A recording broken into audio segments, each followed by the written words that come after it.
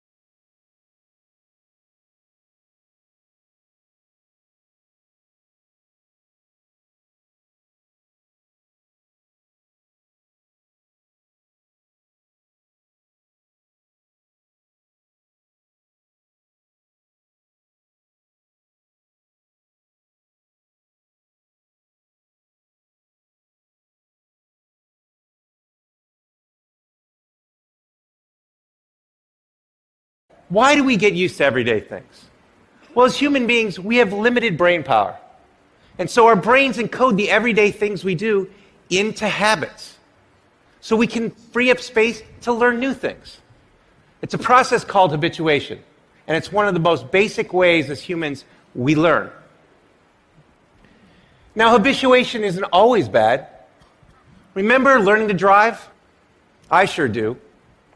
Your hands clenched at 10 and 2 on the wheel, looking at every single object out there, the cars, the lights, the pedestrians, is a nerve-wracking experience. So much so that I couldn't even talk to anyone else in the car, and I couldn't even listen to music. But then something interesting happened. As the weeks went by, driving became easier and easier. You habituated it. It started to become fun and second nature. And then you could talk to your friends again and listen to music. So there's a good reason why our brains habituate things. If we didn't, we'd notice every little detail all the time.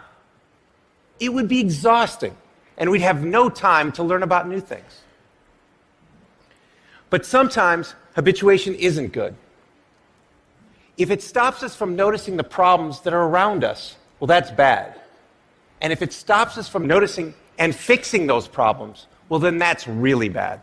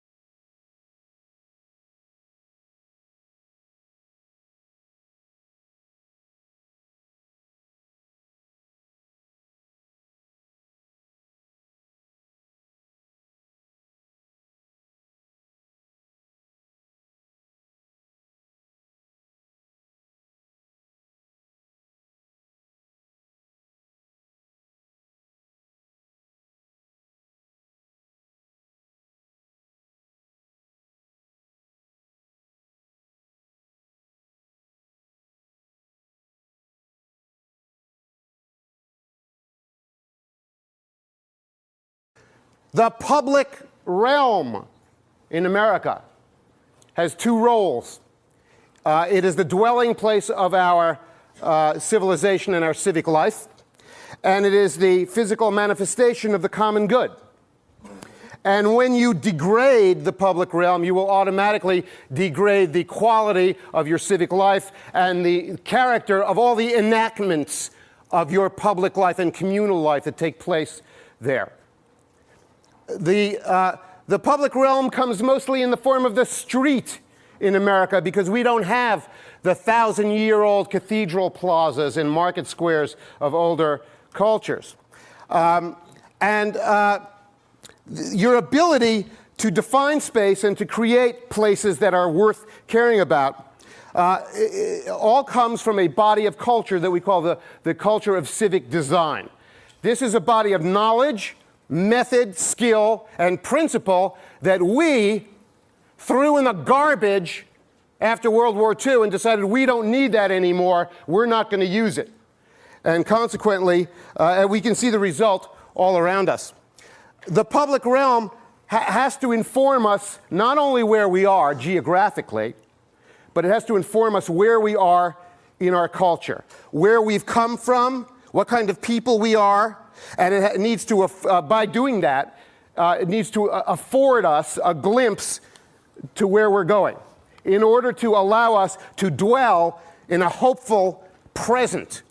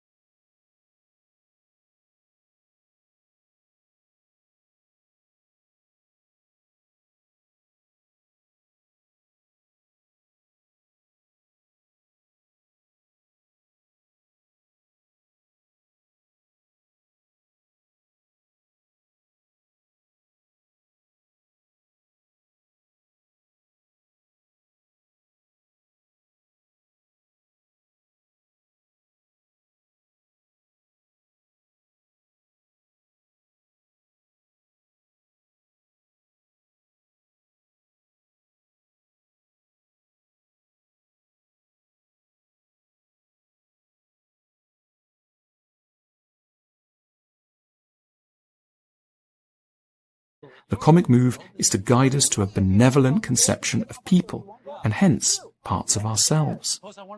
Comedy also does a great job at reducing power imbalances. It's hugely reassuring to see the powerful laughing at themselves. Finding oneself comical is a token of maturity. It means being able to see one's faults without being too defensive about them.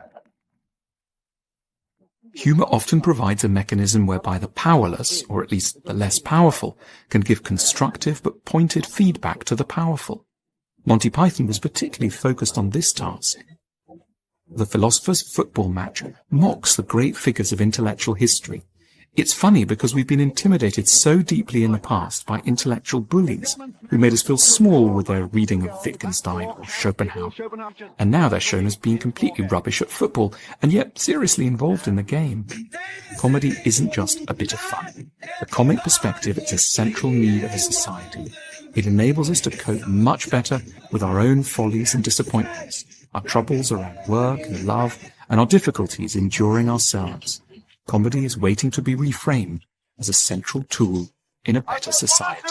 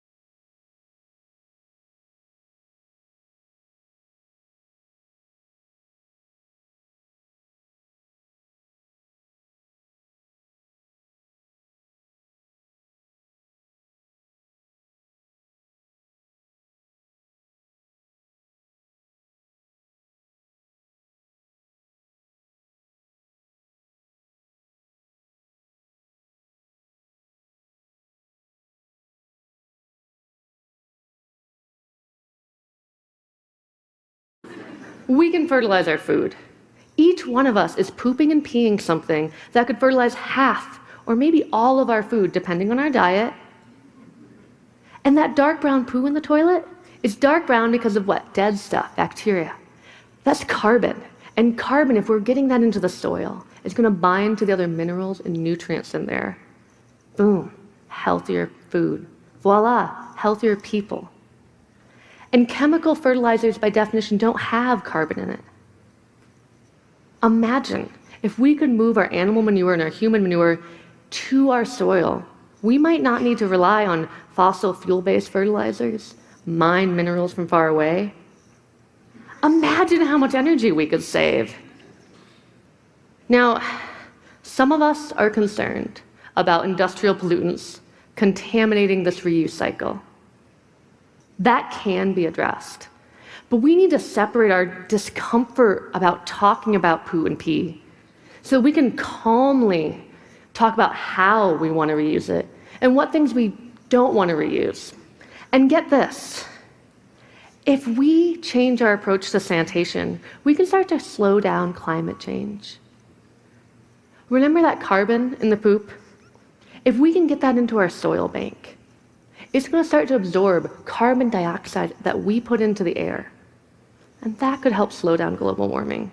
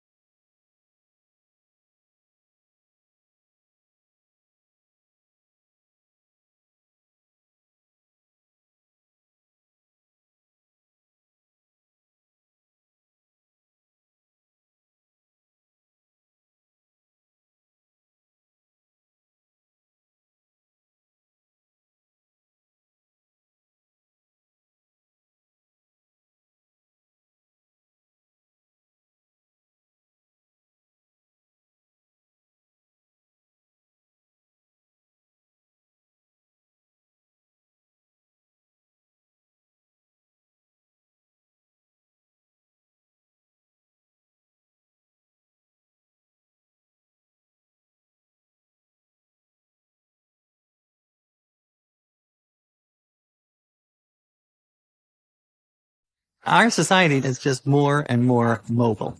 Everything is on the move. I mean, the good part is convenient. You can drink coffee anywhere. You don't have to stay in the diner. You can be in the subway. You can be walking. The bad part is it's harder to savor a coffee when you're taking it on the road. The first patent for a lid on a cup was in 1934, but it was for cold beverages. And in 1950, this guy named James Ruff-Snyder invented the first snap-on lid, but it didn't have an opening for drinking. In the 60s, there was this huge cultural shift where people started drinking coffee on the move. And 7-Eleven was the first to sell coffee to go. And then came this revolution in 1967. A man named Alan Frank invented a lid that you could peel a tab off, like in the shape of a guitar pick, and drink it from there. In 1975, another big advance, you could peel back a tab and attach it to the lid itself. So more and more people started drinking coffee on the go. In 1984, a watershed moment in the history of coffee cup lids, the birth of the Traveler lid. And it is iconic. You've seen it a million times. And it solved a whole host of problems. It's designed so that you don't splash your face because it's higher than any of the other ones. It's got this protruding rim, so it slightly cools the coffee before it hits your lips. It's got a small depression in the center for your nose, so you can really get in there and get maximum aroma. It's got this tiny air hole that lets the steam out and stops it from creating a vacuum. This is one of those objects where you just don't notice it until it dribbles on your lap. So I think the coffee cup lid will just continue to evolve. And you're going to see a move away from single-use plastic lids to lids that are a little more sustainable.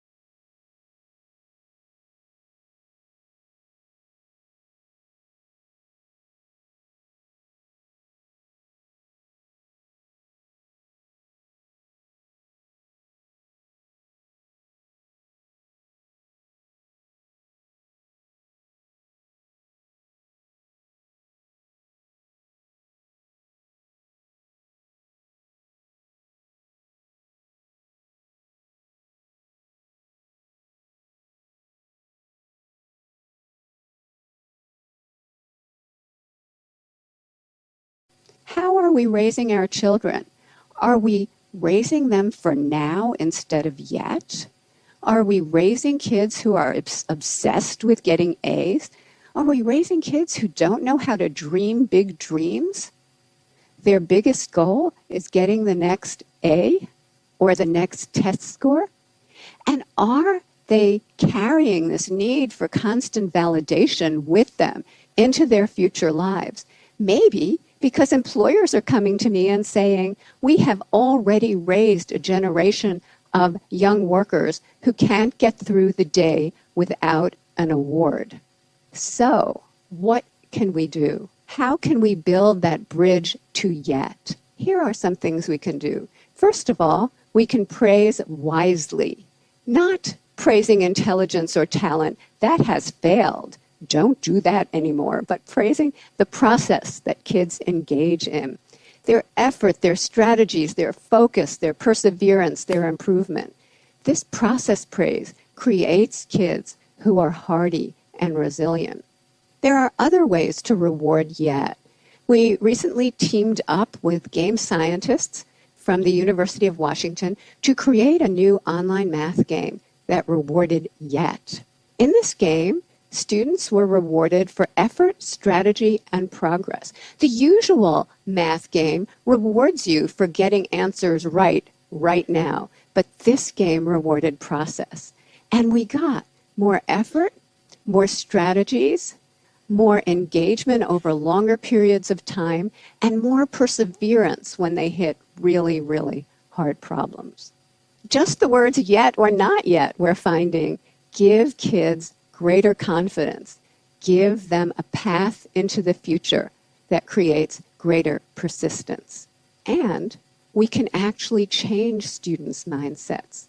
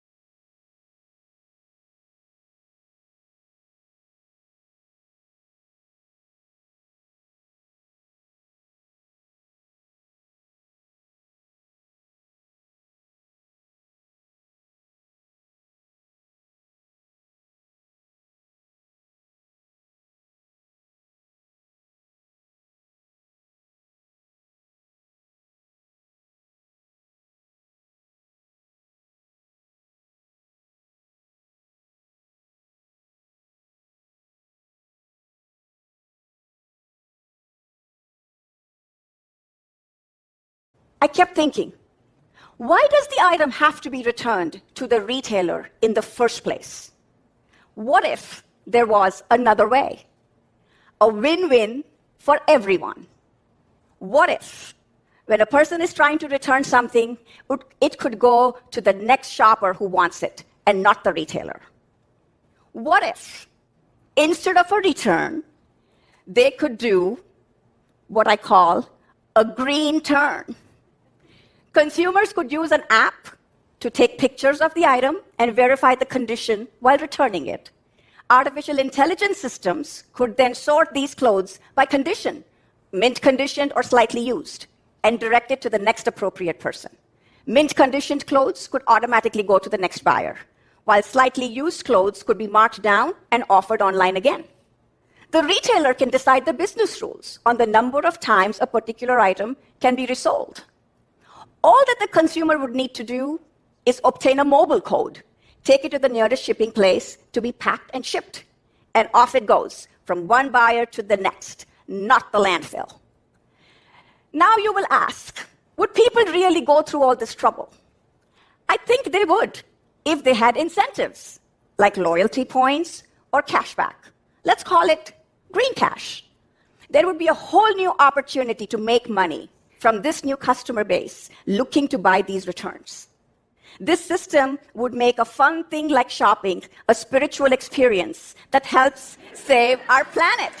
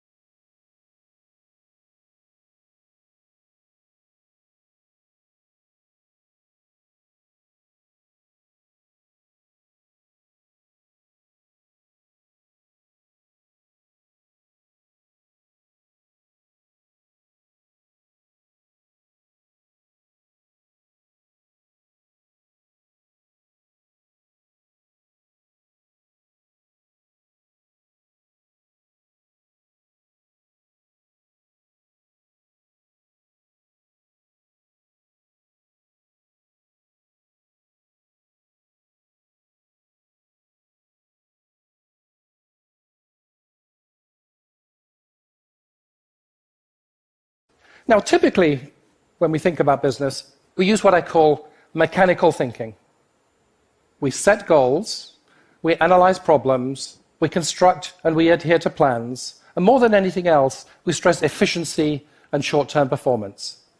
And don't get me wrong, this is a splendidly practical and effective way of addressing relatively simple challenges in relatively stable environments. It's the way that Bob, and probably many of us, myself included, process most business problems we're faced with every day. In fact, it was a pretty good mental model for business overall until about the mid-1980s, when the conjunction of globalization and a revolution in technology and telecommunications made business far more dynamic and unpredictable. But what about those more dynamic and unpredictable situations that we now increasingly face? I think in addition to the mechanical thinking, we now need to master the art of biological thinking, as embodied by our 6 principles. In other words, we need to think more modestly and subtly about when and how we can shape, rather than control, unpredictable and complex situations.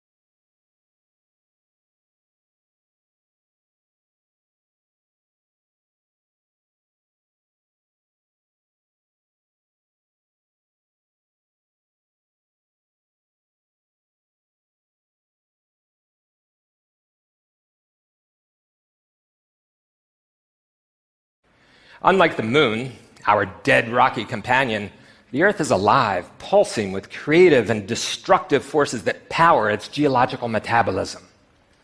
Lunar rocks brought back by the Apollo astronauts all date back to about the age of the solar system.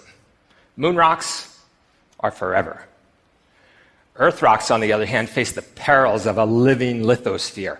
All will suffer ruination through some combination of mutilation, compression, folding, tearing, scorching, and baking. Thus, the volumes of Earth history are incomplete and disheveled. The library is vast and magnificent, but decrepit. And it was this tattered complexity in the rock record that obscured its meaning until relatively recently. Nature provided no card catalog for geologists. This would have to be invented. 5,000 years after the Sumerians learned to record their thoughts on clay tablets, the Earth's volumes remained inscrutable to humans. We were geologically illiterate, unaware of the antiquity of our own planet, and ignorant of our connection to deep time. It wasn't until the turn of the 19th century that our blinders were removed.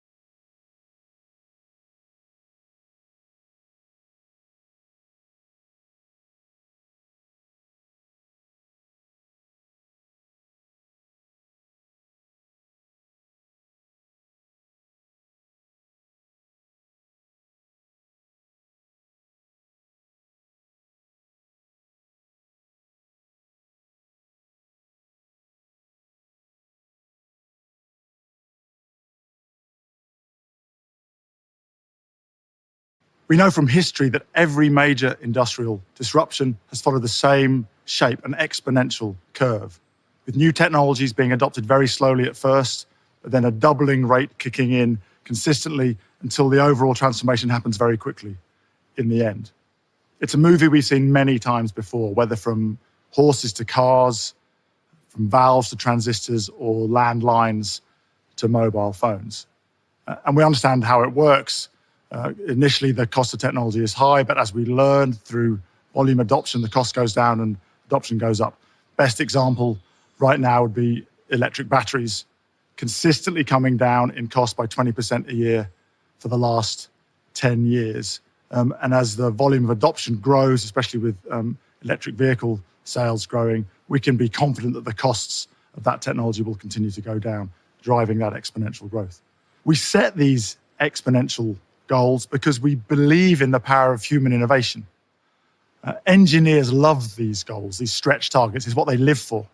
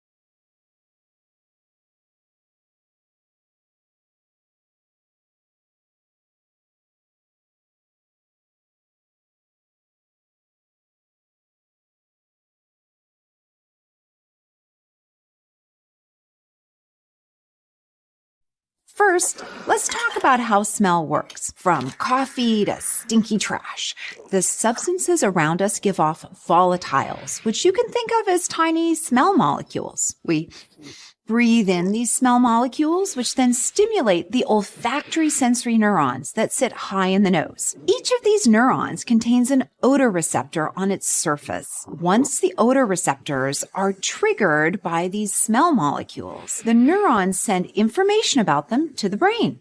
Here's what I think is so cool. The brain not only categorizes that information as a particular odor, it may also begin to associate feelings like pleasure or disgust and other moods and emotions with that odor for future reference. For example, you sniff bacon. You eat it, your taste buds get salt, and then your body gets a whack of fat, which is an energy source. So the brain loves it and attaches a positive label to it. The next time you smell bacon, a sensation associated with pleasure arises.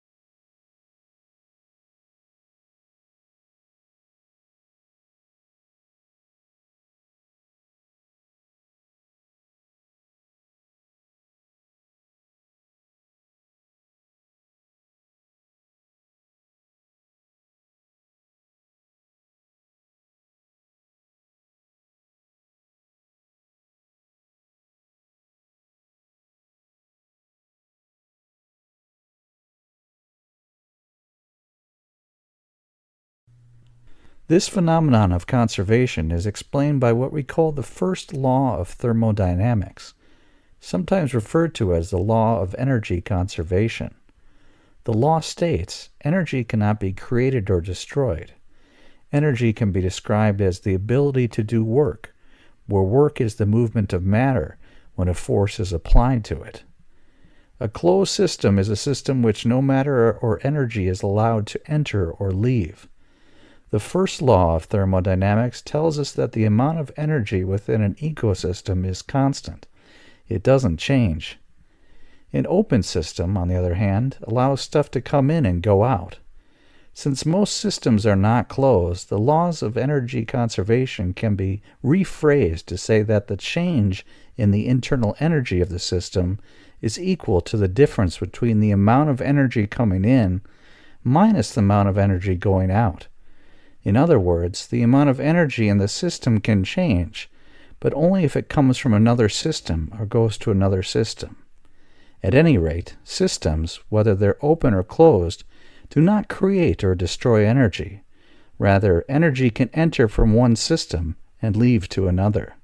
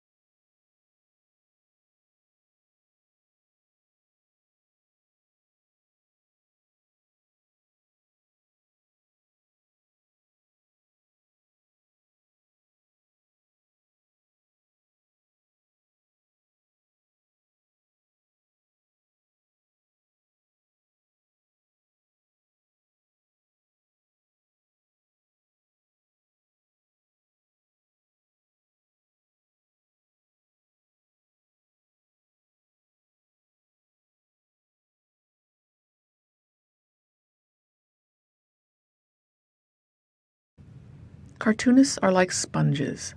They soak up people, places, mannerisms, clothing, and behavior.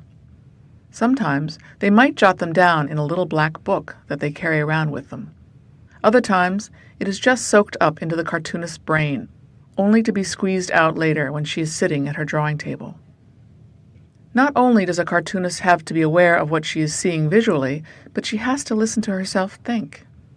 In other words, take the incoming information and select it, shape it, and then use it for a cartoon. Now that you have an idea or something you think might be good for a cartoon, it's time to shape it. A cartoon is like a staged play. The cartoonist is playwright, director, stage designer, choreographer, and costume designer.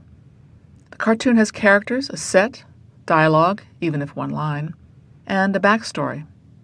The characters must be dressed to fit the idea, speak in a way that is natural and forwards the idea or gives the punchline. Nothing should be in the cartoon that is not absolutely necessary for the advancement of the idea. The image and words have to dance together in a way that makes sense. It can be a graceful dance or an awkward dance, if that is part of the humor or idea. And then the execution. Some cartoonists sketch the idea with pencil, then ink it with pen using a light box. Others visualize the image in their head and draw directly on the paper in pen.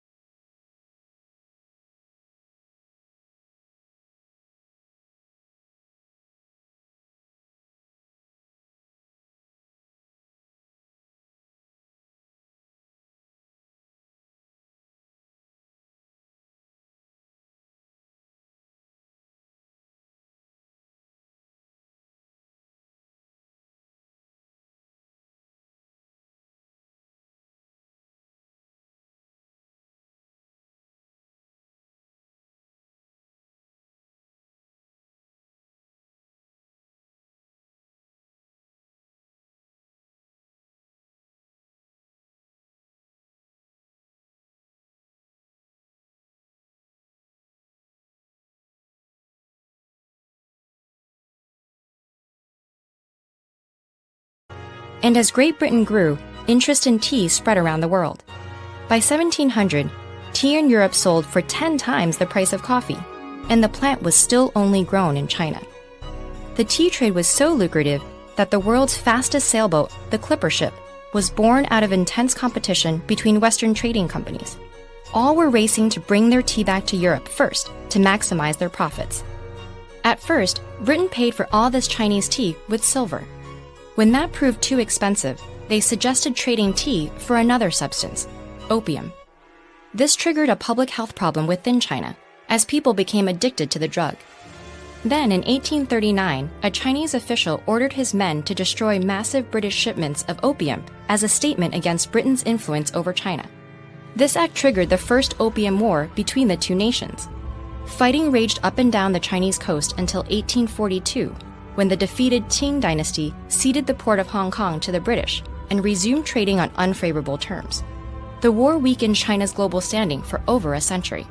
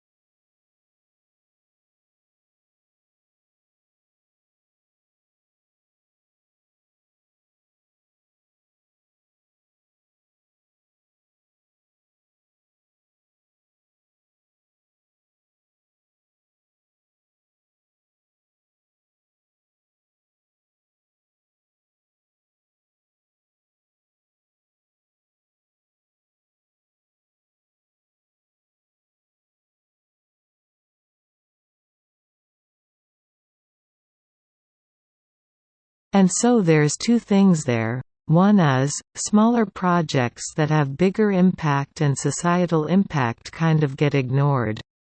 Also, niche technologies that we can build on for future things will not thrive, will go away. A lot of the things that we're reaping the benefit of today was because of the basic scientific research that we funded in the 60s and the 70s and the 80s. So if they stop doing that kind of funding by the government, after a while we just won't have anything to build on top of. We'll just be advertising to each other, and connecting with each other on social media.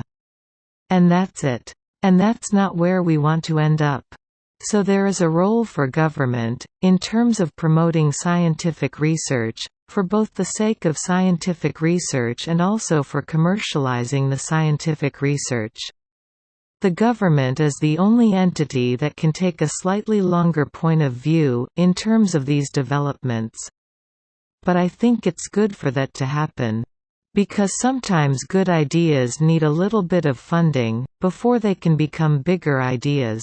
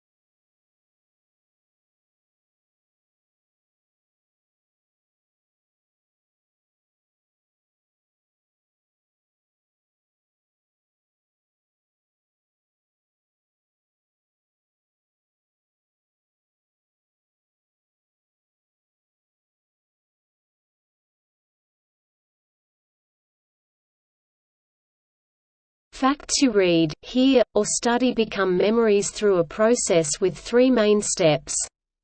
First comes acquisition, the moment you encounter a new piece of information. Each sensory experience activates a unique set of brain areas. In order to become lasting memories, these sensory experiences have to be consolidated by the hippocampus, influenced by the amygdala, which emphasizes experiences associated with strong emotions.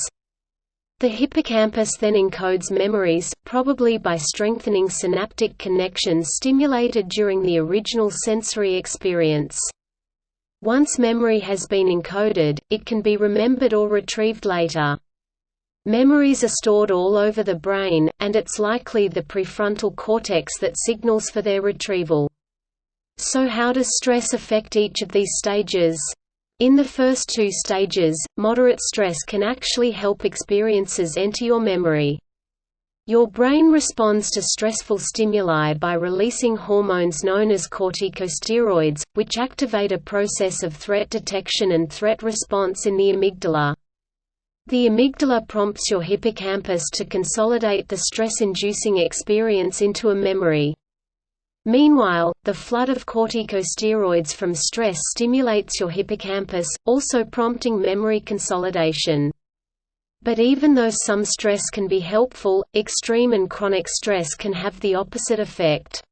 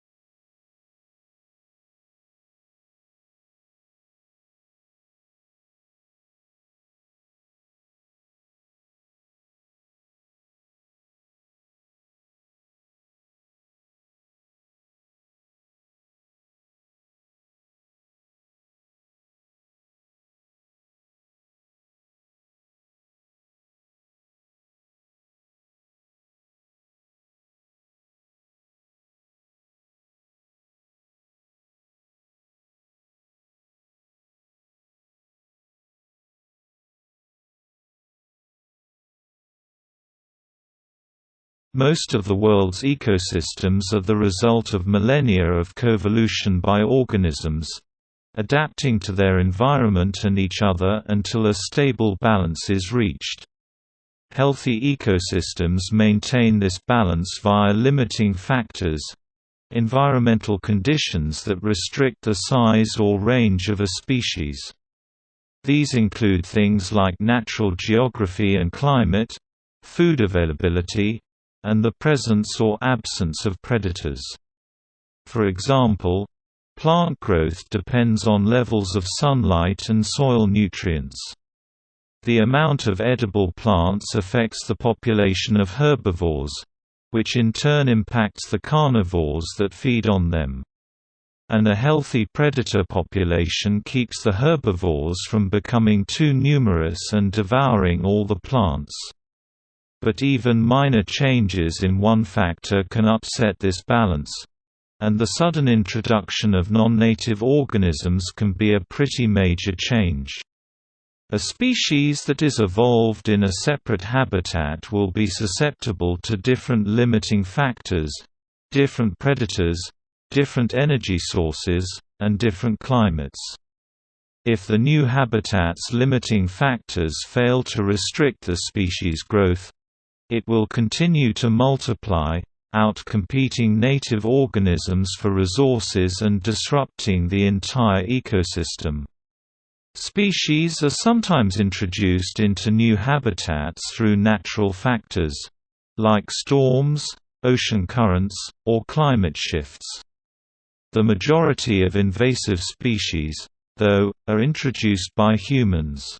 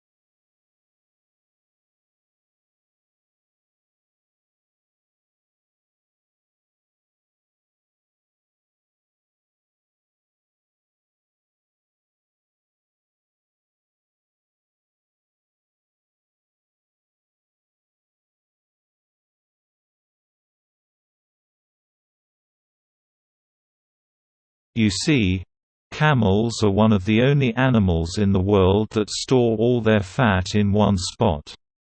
And that's useful for keeping cool in a hot climate because heat can escape faster from the rest of their body, which helps them maintain a lower body temperature. Compare that to other mammals, like humans, who store fat all over, making it a lot harder to stay cool.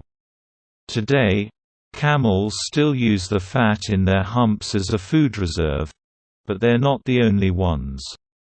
In extreme circumstances, the Turkana tribe in Kenya, for example, will eat camel fat to survive. They suffer a lot from periods of extreme drought, and I have seen these people. They've been very, very short on food, and this is difficult to believe, but it's true. Slit open the top of a camel's hump, take out the fat for their own consumption, and then put the top of the hump back on again. But don't worry, the camel makes a full recovery and instances are rare. But this practice has started to generate some buzz around camel fat as a new superfood. Turns out, camel fat is loaded with fatty acids, vitamins, and minerals.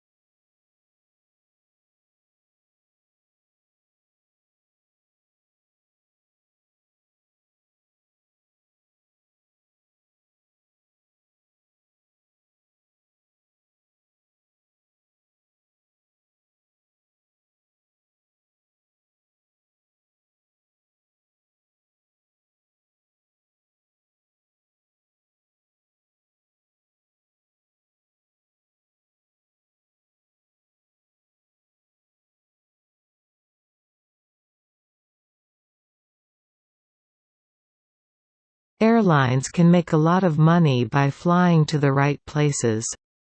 British Airways, for example, long ago cemented themselves as the leader on the London Heathrow to New York JKF route, and flying between these two airports now earns them over $1 billion per year.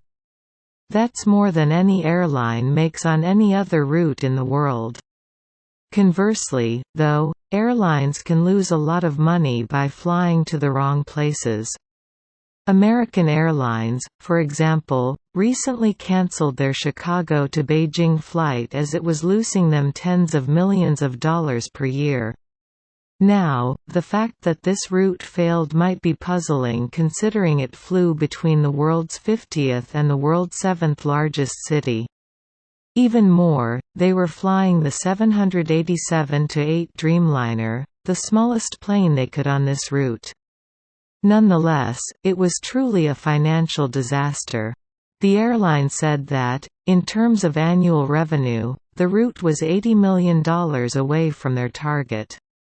The truth is that deciding where to fly is a lot more complicated than pairing up the largest cities. It's an art that people spend their whole lives mastering, and the difference between an airline that's good at route planning and one that's bad. This can be the difference between a profitable airline and a defunct one.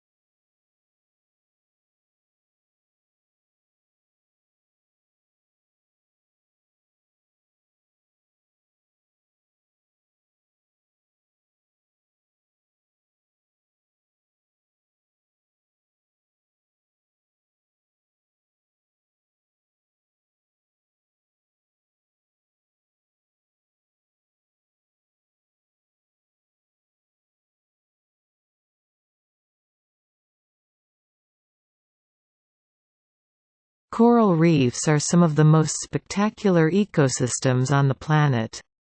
They're also some of the most vulnerable. But how can we protect the reefs and the animals and plants who rely on them? And how can we make sure our protected areas aren't hurting those people who use reefs to survive? These are some of the big questions facing marine conservation biologists today. Let's take Fiji, for example. Fiji is a series of islands in the South Pacific Ocean.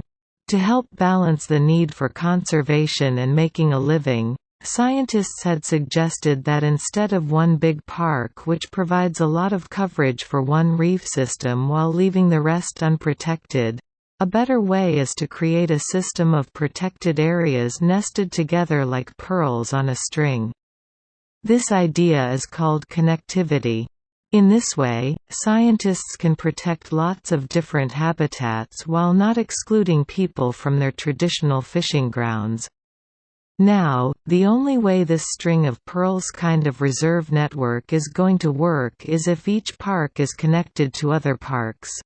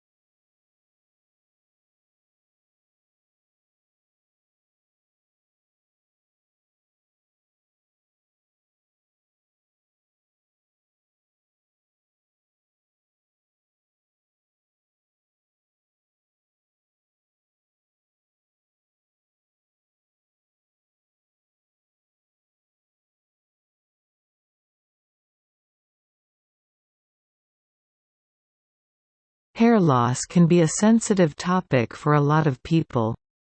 While certain life events and old age can lead to hair loss, sometimes it can be caused by a health condition. One such condition is alopecia areata. Alopecia areata is a condition that can cause your hair to fall out more than normal.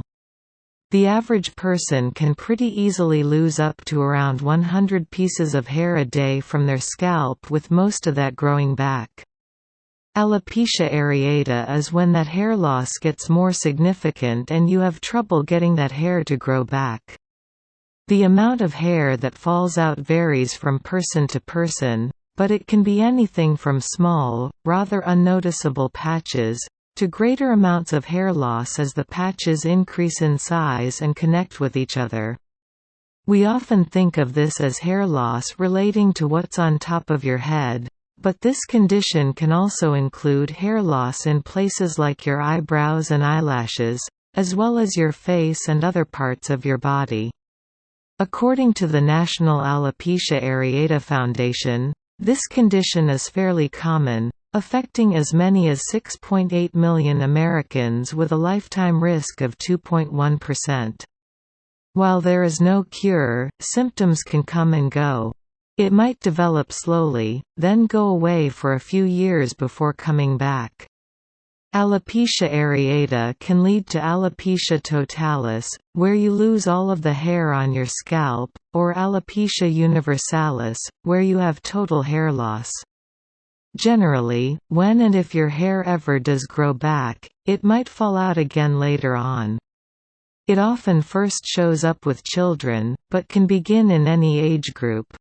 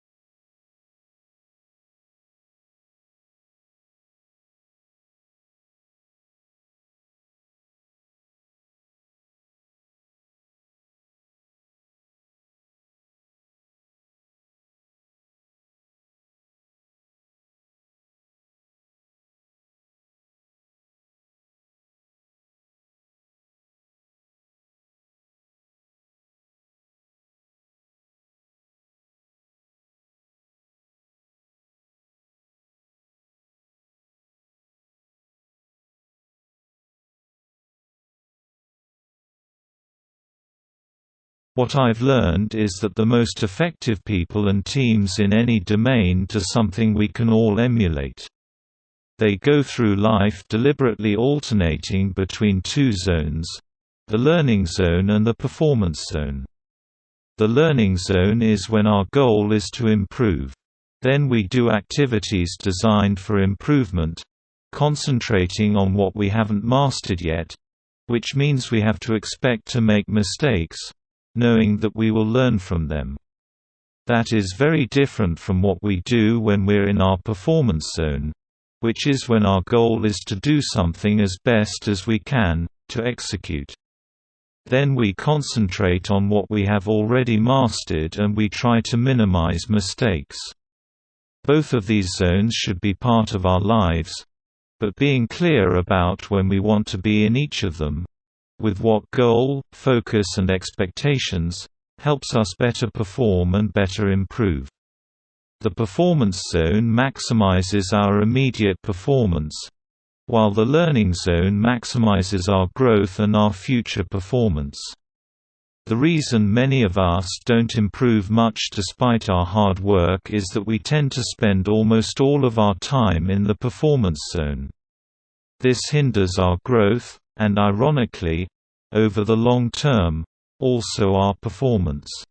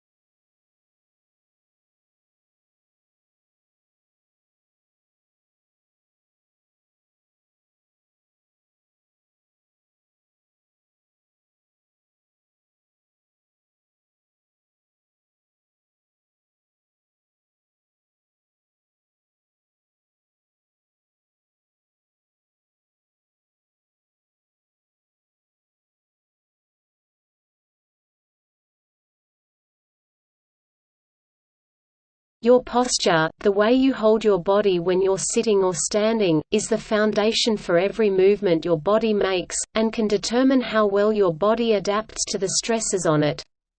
These stresses can be things like carrying weight, or sitting in an awkward position. And the big one we all experience all day every day, gravity. If your posture isn't optimal, your muscles have to work harder to keep you upright and balanced. Some muscles will become tight and inflexible. Others will be inhibited. Over time, these dysfunctional adaptations impair your body's ability to deal with the forces on it.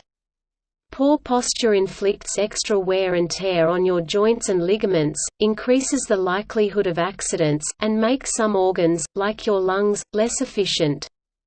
Researchers have linked poor posture to scoliosis, tension headaches, and back pain, though it isn't the exclusive cause of any of them. Posture can even influence your emotional state and your sensitivity to pain. So there are a lot of reasons to aim for good posture.